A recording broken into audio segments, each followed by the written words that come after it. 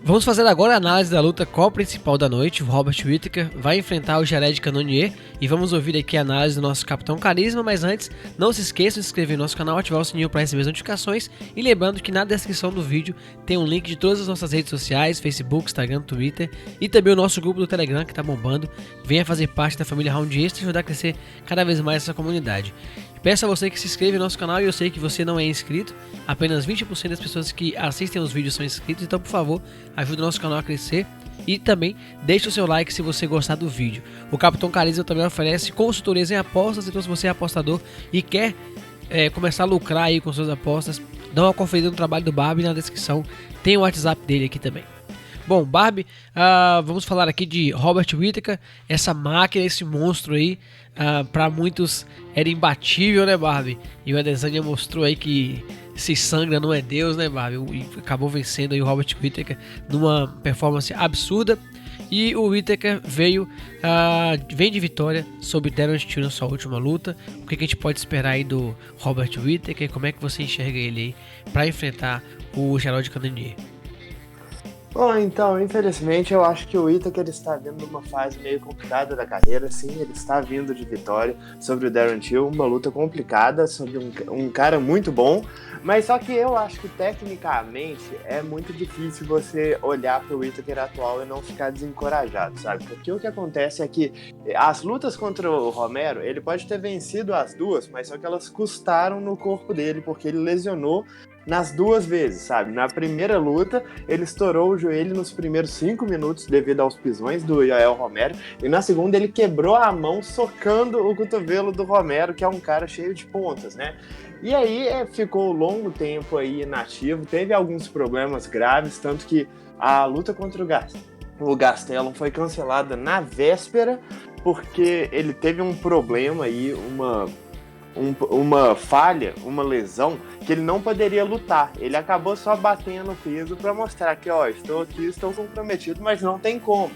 E não dá para não ficar preocupado com como que tá a saúde dele. Ele que era um cara notório por treinar muito além da conta, né? Um cara que era discutido a respeito por outros lutadores de tipo assim, como que esse cara treina tanto? Por que ele treina o dobro de pessoas normais? E também o próprio Whittaker já deu declarações a respeito, que ele fala que ele resolveu tirar um tempo para ele, dar um tempo de férias do esporte, porque ele se pegou correndo 10 quilômetros na manhã de Natal. Aí ele falou, bicho, o que eu tô fazendo? Por que eu não estou com a minha família? Eu deveria estar com eles agora e não tô aqui correndo. Aí ele resolveu tirar um tempo para ele e parece que fez muito bem para a cabeça, né? Ele era realmente um trabalhador imparável.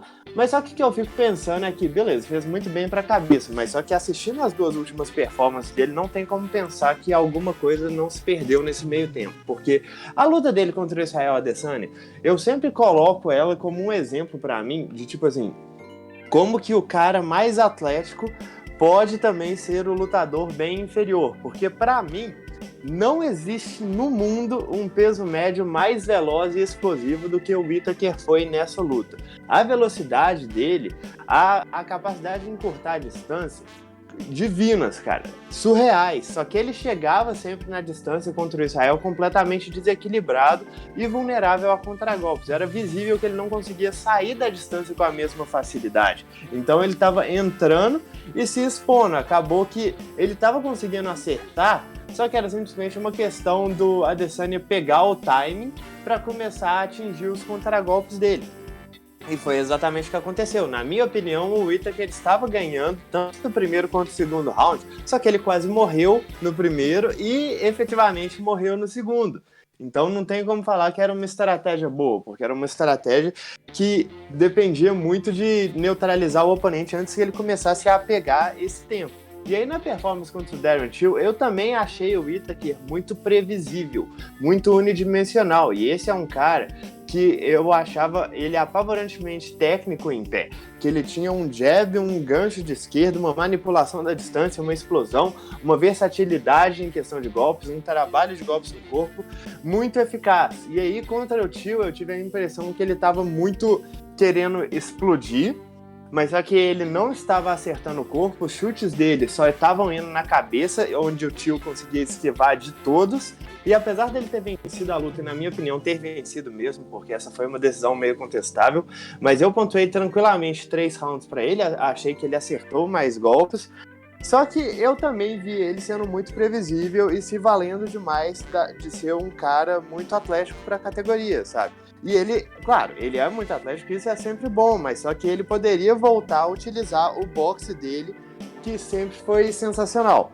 Claro que contra o Darren Till a gente fica meio pensativo a respeito de se o cara se mostrou mal tecnicamente porque o cara estava mal, ou porque é o Darren Till do outro lado. Porque querendo ou não, sempre que você luta com um canhoto, ele faz um trabalho para anular a sua mão esquerda, que no caso é a mão do Whittaker, que é mais variada, é mais versátil, que tem mais golpes diferentes. Então se você anula isso, o jogo dele realmente fica unidimensional e previsível. E existe realmente essa teoria de que não é que ele perdeu tecnicamente, é só que os últimos oponentes dele fizeram um trabalho muito eficaz contra isso, mas só que eu fico preocupado de qualquer jeito, ainda mais com o nível de oponente que ele está enfrentando. E apesar dele ser um trocador, agora falando da parte boa, né? Ele, além de ser um trocador muito bom, ele também é um wrestler excelente e principalmente ele defende quedas muito bem. Talvez seja o melhor defensor de quedas da categoria toda, porque mesmo quando ele é derrubado ou levado para a grade, ele consegue fazer um trabalho muito eficaz saindo disso. Ele não é um cara que precisa estar longe o tempo todo, ele consegue fazer um trabalho sólido estando em posições desfavoráveis. Se eu não me engano, inclusive, ele foi até cotado para a seleção australiana de wrestling e, tipo assim, é um estilo que não é o que ele faz, sabe? Ele também tem um bom jogo de chão, gostaria que ele fosse mais ofensivo em relação ao wrestling dele, inclusive eu acho que nesta luta em particular contra o Cannonier, isso vai pagar dividendos. E gostaria realmente de ver o velho Whittaker de volta com chutes mais variados, com um trabalho de combinação melhor no corpo e com as explosões menos previsíveis, porque a minha opinião é que ele estava explodindo, projetando demais o queixo, sem muita preocupação com defesa. É como se ele estivesse no meio de um processo que ele está querendo fazer as explosões dele serem mais defensivas, só que no meio ele acaba se expondo mais porque ele não tá indo tão rápido para não perder o equilíbrio, mas só que ele ainda tá indo vulnerável defensivamente. Então ele tá, eu acho que na fase mais perigosa de uma evolução que é o meio do caminho. Eu acredito que se ele conseguir uma forma de utilizar seu atleticismo sem se expor defensivamente, ele pode inclusive retomar esse cinturão novamente, mas da forma que eu vi ele nas últimas 2 lutas, eu estou realmente preocupado com o que vai ser a progressão de carreira dele. E uma coisa que vale lembrar é que ele ainda tem 29 anos. A gente tende a pensar que ele é mais velho do que isso porque ele tá no UFC desde os 22, 23 anos de idade, mas só que ele ainda é um cara muito novo, inclusive mais novo do que o campeão, e tem muito espaço para evoluir. Agora resta saber se o corpo dele ainda aguenta isso tudo e se realmente todas essas guerras que ele já se envolveu não custaram demais. Resta saber o preço, né? Que custaram é evidente, né, Barbie? Bom, vamos falar agora do seu adversário, Jared Cannonier. Barbie tá vindo de vitória sobre o Jack Hermansson, venceu no segundo round, também nocauteou o Anderson Silva no ano passado. Tá vindo, Barbie, mais de um ano sem lutar, queria saber também de você o que isso pode influenciar aí na luta e quero saber aí o que o Jared Cannonier vai estar trazendo para enfrentar aí Robert Whittaker nessa luta. Cara, é engraçado como que o tempo passa rápido, porque até você me falar isso, eu não lembrava que a luta dele contra o Jack Hermansson tinha sido tanto tempo atrás. O Cannonier, cara, é um exemplo de uma coisa que eu sempre digo aqui. Você não consegue saber o nível real de um lutador, muitas vezes nem se ele tá dentro do UFC, quanto mais fora. Eu às vezes falo assim, que você não consegue saber o nível de um lutador até ele entrar no UFC, porque muitos desses lutadores não têm a luta como foco principal. Mas o Cannonier nem dentro do UFC conseguia se sustentar sendo lutador. Então você vê que ele estava entre os pesos pesados, alternando vitórias e derrotas, desceu para os meio pesados, alternando vitórias e derrotas.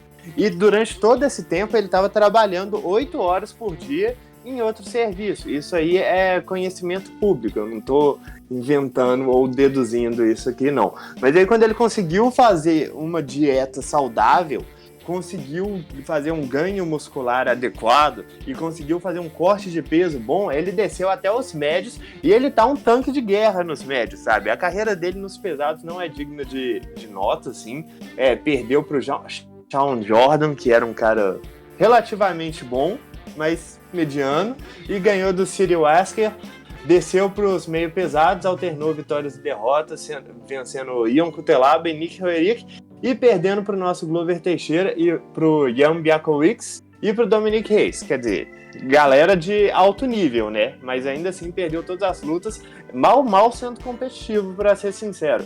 Uma coisa a respeito do Cannonier é que ele não conseguia defender quedas quando ele estava entre os meio pesados e os pesados. Ele era um cara que tinha boxe e talento suficiente para vencer praticamente todo mundo na divisão. Inclusive, ele deu um apavoro no Glover Teixeira, mas essa que é a questão. Quando as quedas começam, ele não consegue fazer absolutamente mais nada, porque ele não conseguia prevenir as quedas.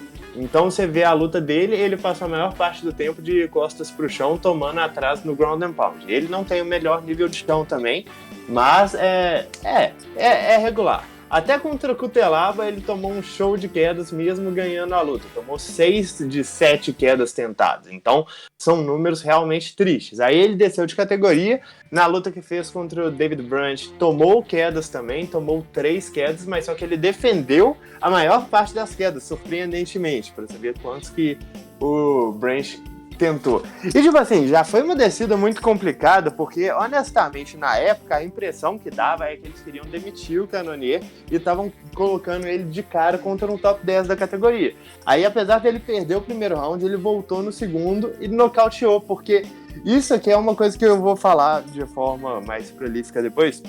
Mas o Cannonier tem o toque da morte nessa divisão. E o toque da morte nessa divisão é uma coisa rara. Eu vi muita gente falando, a borrachinha bate pesado demais. Não bate comparado ao Cannonier. Nem o Yoel Romero bate pesado demais comparado ao Cannonier.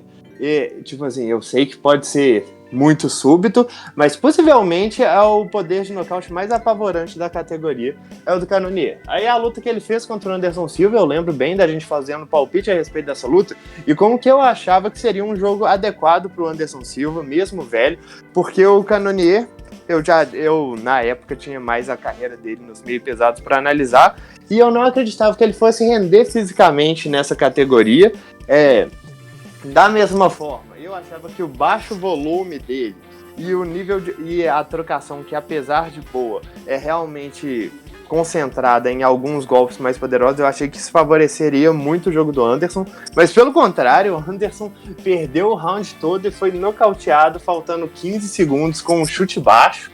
Aí a luta dele contra o Jack Hermansson eu já achava uma luta mais perigosa, e isso assim, o Jack Hermansson, eu não quero dar desculpas aqui não, mas o Jack Hermansson é um cara que notoriamente entra diferente quando ele tá lidando com trocadores bons e de mão pesada.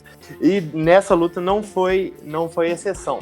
Ele entrou apavorado, as tentativas de queda de 1 km de distância, ele até conseguiu uma queda, conseguiu um controle nas costas, e aí o Cannonier mostrou toda a evolução dele, conseguiu lidar muito bem com isso, conseguiu se levantar, impor a luta em pé, e aí no segundo round ele viu uma tentativa de queda e entrou com um uppercut curto, que levou o Hermansson para o chão, e o Hermansson já caiu basicamente sem defesa. Foi um golpe até complicado de se ver na câmera rápida. Então assim, o Cannonier, ele pode não ser o cara mais técnico, ele pode não ser um dos melhores lutadores da categoria. Na verdade, eu acho que se a gente for falar só de princípios técnicos aqui, ele não entraria no top 10. Mas ele é um cara que tá fazendo o jogo dele valer, porque ele tá conseguindo defender as quedas melhor e ele tá constantemente apavorando o adversário com esse poder que ele tem, principalmente em contragolpe. Ele tá lendo o oponente muito bem, então ele não precisa de tantos golpes assim para causar dano. Ele tá esperando as oportunidades dele, entrando com uppercuts, entrando com overhands. Ele sempre teve um boxe bom, né?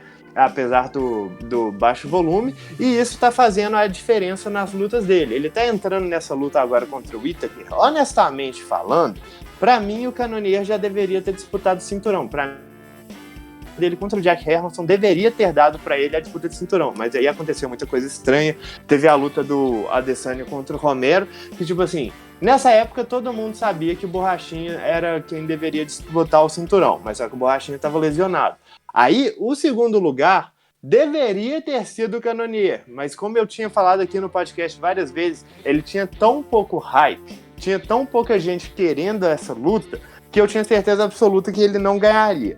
Mas só que vencendo agora o Robert Whittaker, é muito óbvio que ele ganha a disputa de cinturão, inclusive já recebeu a bênção do campeão, o que o Israel Adesanya falou que ele vai atropelar o Whittaker e já falou para ele, você é o próximo desafiante. Esse campeão realmente não corre de contender. Mas então, acho que já falei bastante dele. É um cara assim, você vê que ele tá valorizando, da mesma forma que o Whittaker faz, ele valoriza as suas qualidades físicas. Então, ele não tem o melhor gás, ele não vai ter o melhor volume, mas só que os poucos golpes que ele acerta, ele faz contar. E até o momento isso rendeu 3 vitórias por nocaute, fez ele atravessar o ranking da divisão dos médios numa velocidade absurda, chegando aí entre top 5 e estando, na minha opinião, ele já deveria ter disputado o cinturão, mas ele está a uma luta da disputa inevitavelmente. Babi, e pra luta, o que você enxerga que vai acontecer aí? E pra quem vai o seu palpite? Bom, então, como eu falei, essa é uma luta que eu estou razoavelmente assustado.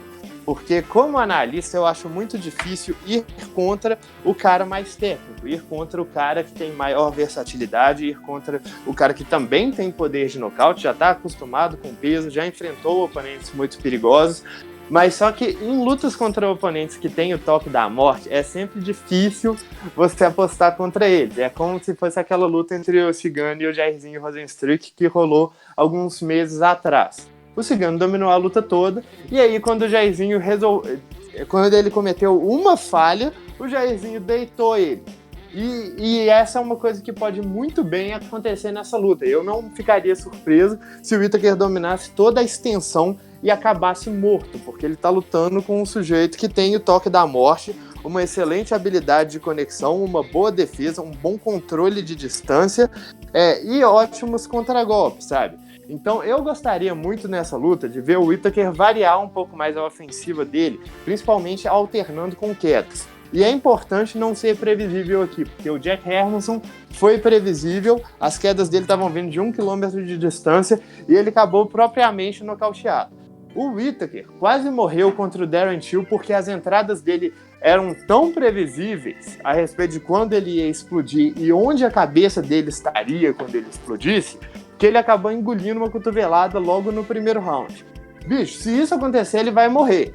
Ele vai morrer no uppercut da mesma forma que o Jack Hermansson, mas só que o Whittaker é o cara mais proativo, é um cara que tem volume e é um cara que fez carreira fazendo a ofensiva dele ser a defesa. Então você vê contra o Yoel Romero que ele não estava respeitando o que vinha do outro lado. Ele estava falando que você vai lutar no meu ritmo. E apesar dele ter tomado alguns apavoros, principalmente na segunda luta, é quase inquestionável que a maior parte da extensão da luta foi vencida pelo Whittaker. Você pode até falar, não, mas ele perdeu nos pontos. Só que ele perdeu por momentos. Ele não perdeu sendo dominado, vamos dizer. E eu acredito que essa luta tende a ser mais ou menos dessa forma. Como eu falei, eu gostaria de ver o Whittaker um pouco mais versátil, eu gostaria de ver ele atacando mais nas quedas e pensando mais no que ele vai fazer. O controle da distância com o jab vai ser essencial. Usar os chutes também vão ser essenciais, principalmente contra um cara que chuta tão forte. É importante você tirar um pouco da movimentação dele. Porque se você está querendo entrar com combinações de boxe, você tem que deixar o cara um pouco receoso de simplesmente andar para trás. Ou então um pouco receoso de entrar com um golpe e acabar tomando um chute na parte de trás do joelho. Então, para mim, o jogo do Whittaker, como eu estou falando, tem que ser o mais variado possível. Ele tem que trazer as armas que ele vem deixando para trás, ele tem que trazer o jab, ele tem que trazer as combinações no corpo e, especialmente, ele tem que trazer as entradas de queda. Beleza, ele não precisa quedar, mas ele precisa colocar esse apavoro na mente do adversário. Ele precisa fazer o oponente pensar, eu tenho muita coisa para defender. Porque se o Cannonier entrar pensando, eu sei o que ele vai fazer, o Whittaker morre. Então é uma luta que eu estou bem apavorado, porque assim, é até complicado eu falar o que o Cannonier deveria fazer, porque eu acho que a questão dele é muito mais explorar as vulnerabilidades do adversário do que realmente impor um jogo próprio. O jogo dele vai ser acertar um golpe potente, e apesar disso parecer que ele não tem chances nessa luta tecnicamente, a chance dele é realmente assim, levar a luta em um ritmo menor, conectando os golpes mais fortes. E se o Whittaker não respeitar isso, ele pode morrer. Mas se ele respeitar isso, ele vai seguindo na luta, tomando os golpes mais potentes e ficando constantemente atrás no placar, sabe? Então, o Whittaker tá realmente entre a cruz e a espada aí, ele vai ter que lidar com o Cannonier num equilíbrio perfeito de agressividade, mas também pensar muito para não ser muito previsível, enquanto o Cannonier tem que chutar a perna o máximo possível, socar bem e principalmente visar esse uppercut quando o Whittaker estiver entrando de cabeça baixa, que é uma coisa que infelizmente ele faz demais. Eu acredito que a minha aposta aí vai ser no Robert Whittaker, por ser o cara mais novo, por ser o cara mais versátil, por ser o cara com mais armas e opções estratégicas. Eu acredito ainda que ele teve uma decaída técnica, mas eu acho que ele pode recuperar isso facilmente. Ele é um cara com extremo talento. E é isso, eu acredito que se ele não for deitado em poucos momentos ou não ficar apavorado com o poder do Cannonier, ele tende a levar a melhor tecnicamente, com o volume dele, com a agressividade. Como eu falei, eu gostaria muito de ver um Whittaker mais proativo em relação a quedas, mas o meu palpite vai nele, como eu falei, é uma luta que eu estou apavorado, muito apavorado, mas o meu palpite vai nele. É isso aí, tá aqui, pessoal, a análise do nosso Capitão Carisma. Se você concorda com ele, deixe seu comentário. Se discorda também, lembre-se de se inscrever no nosso canal e deixa o like aqui se você gostou do vídeo. E até a nossa próxima análise.